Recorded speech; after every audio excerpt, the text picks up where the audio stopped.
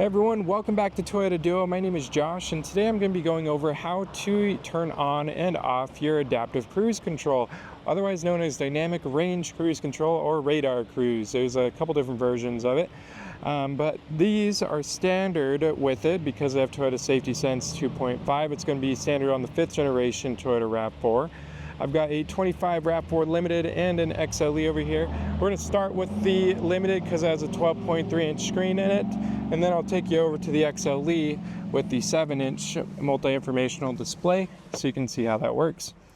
Now, for those of you who don't know what adaptive cruise control is, what it does, I'm going to kind of zoom in a little bit, is with this, if you have a speed set with the vehicle, so you have your cruise control on and set a speed, it'll keep a specific distance away from the vehicle ahead of you. So if that vehicle starts to slow down, you're going to slow down with it.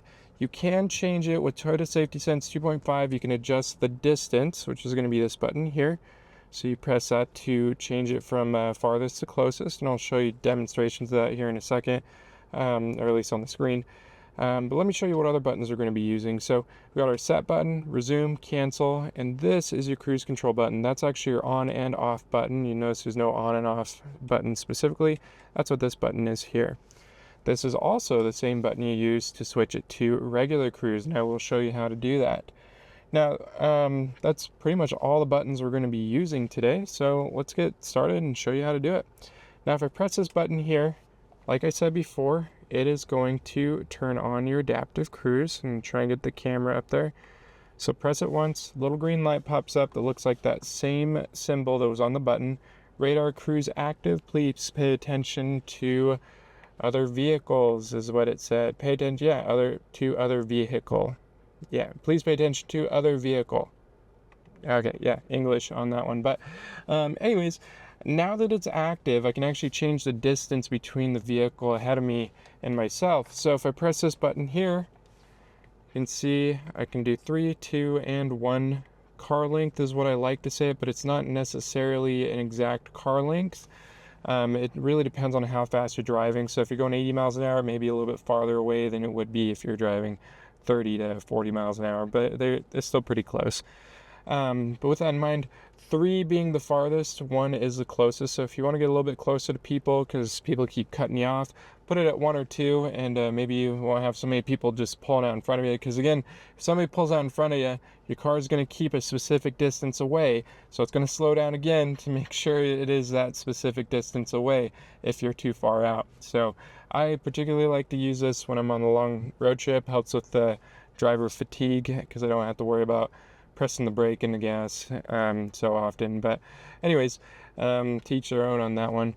With that in mind, for those of you who hate adaptive cruise control, because there are you guys out there who really just don't like the feature and just want regular old school cruise control, you can deactivate it really easy. So I'm going to press this button right here to turn it off, and if I press it quick, it turns back on. But what I'm going to do is instead, I'm going to press the same button. I'm going to hold it for about a second.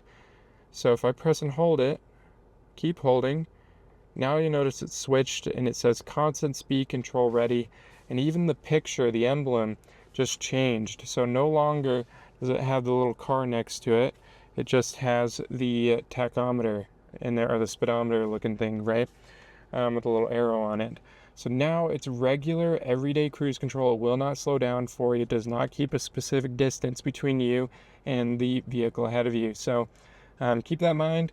If for those of you who don't like adaptive cruise, that's how you switch it.